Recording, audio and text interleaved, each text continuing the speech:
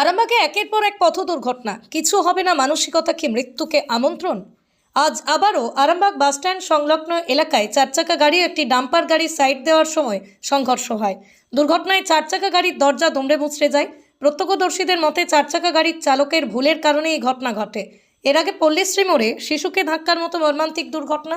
এই দুটো ঘটনা একসঙ্গে আমাদের সামনে একটা কঠিন সত্য তুলে ধরছে। আরামবাগের রাস্তায় বেপরোয়া চালানো, ভুল জায়গা দিয়ে অতিক্রমণ এবং কিচ্ছু হবে না এই ধরনের মানসিকতা এখন নিয়মে পরিণত হয়েছে। ভুল দিক দিয়ে গাড়ি চালানো, হঠাৎ রাস্তার মাঝখান দিয়ে কাটা, সাইড না দেখে ঢুকে পড়া, ওভারটেকের নামে ঝুঁকি নেওয়া, এসবকে আমরা হালকাভাবে নিই, কিন্তু বাস্তবেই হালকা মনোভাবই ভারী দুর্ঘটনার জন্ম দেয়। এখানে শুধু চালকদের নয়, পথচারী, বাইক আরোহী, অটো, সাইকেল চালক সকলেরই দায়িত্ব আছে। আজ যদি আমরা ভাবি কিছু হবে না, কাল হয়তো কারোর ঘরে কফিন ঢুকবে। অন্যের জীবনের প্রতি সম্মান দেখানো শুধু সিভিক সেন্স মানে আইন মানা নয়, অন্যের জীবনের প্রতিও সম্মান দেখানো। এখনই সময় আরামবাগে আরও দায়িত্বশীল, আরও সচেতন রাস্তা চর্চা গড়ে তোলার। খবরটি ভালো লাগলে অবশ্যই আমাদের চ্যানেলটি ফলো এবং খবরটি শেয়ার করে পাশে থাকুন। আপনারা দেখছেন খবর আরামবাগ, যে কথা কেউ বলে না, আপনার পাশে, আপনার সাথে।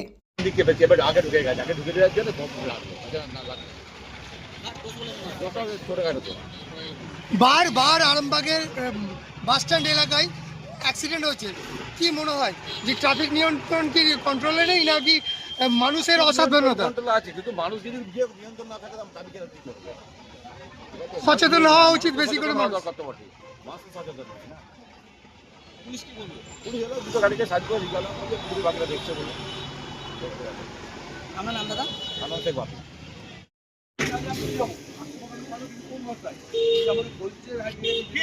ইচ্ছে করে লাগালাম, আমি কি করবো? কাটিং ছিল ওখানে, আমি মরে যাই, আমি মরে গেছি। গাড়ি একা চলে না, একা চলে না,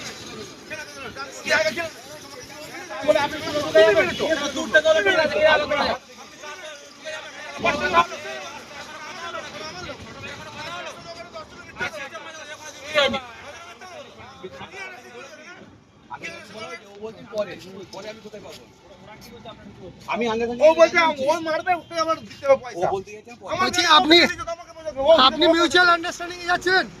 মিউচুয়াল আন্ডারস্ট্যান্ডিং এ যাচ্ছিলেন? আপনি কি ডাম্পার চালাচ্ছিলেন?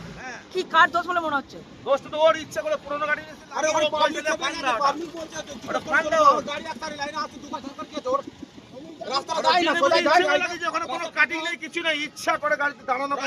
আপনি কোন দিকে আসছিলেন? সোজা আসছিলেন? ডান দিকে, হ্যাঁ সোজা করে ডান দিকে চেপে, ডান দিকে জায়গা ছিল না আর কোনো। কোন দিক থেকে কোন দিকে যাচ্ছিলেন? ব্রেক মারার পরে দাঁড়িয়ে যাওয়ার পরে ও মানে বাদিয়ে দিয়ে টেনেছে।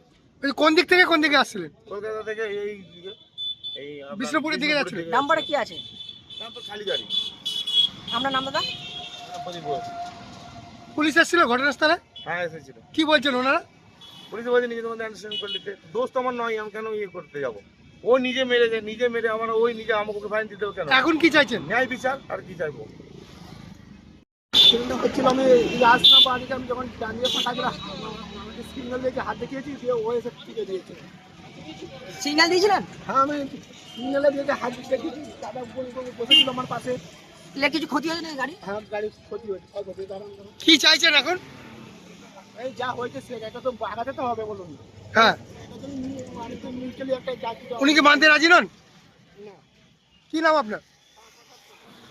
ইয়াম্মা কোম্পানি অনুমোদিত আরামবাগ মহকুমার একমাত্র মেইন ডিলার আমনা অটো সাপ্লাই এখন বিশ্বমানের শোরুম নিয়ে হাজির হয়েছে আরামবাগের গড়বাড়িতে। বাইক ও স্কুটারের লেটেস্ট কালেকশন ন্যায্য মূল্যে পেয়ে যাবেন আমাদের এখানে। অত্যাধুনিক মেশিন, কম্পিউটারের সাহায্যে গাড়ির সমস্ত ফল্ট চিহ্নিত করা এবং কোম্পানির ট্রেনিং প্রাপ্ত মেকানিক দ্বারা গাড়ির সার্ভিসিং করার সুব্যবস্থাও রয়েছে। একই ছাদের তলায় রয়েছে ইয়াম্মা কোম্পানির অরিজিনাল স্পেয়ার পার্টস এর বিরাট কালেকশন। এখানেই শেষ নয়, ইয়াম্মা কোম্পানির unbreakable helmet, riding jackets, gloves, T শার্টেরও বিরাট কালেকশন রয়েছে। তাই বাইক মানি হলো জাপানি ইয়াম্মা, আর ইয়াম্মা মানি হলো আমনা অটো সাপ্লাই। 35 বছর ধরে আপনাদের জীবন পথের সঙ্গী। আমাদের ঠিকানা গড়বাড়ি, আরামবাগ, হুগলি। যোগাযোগ নাম্বার 9083247009 অথবা যোগাযোগ করুন 9083247007।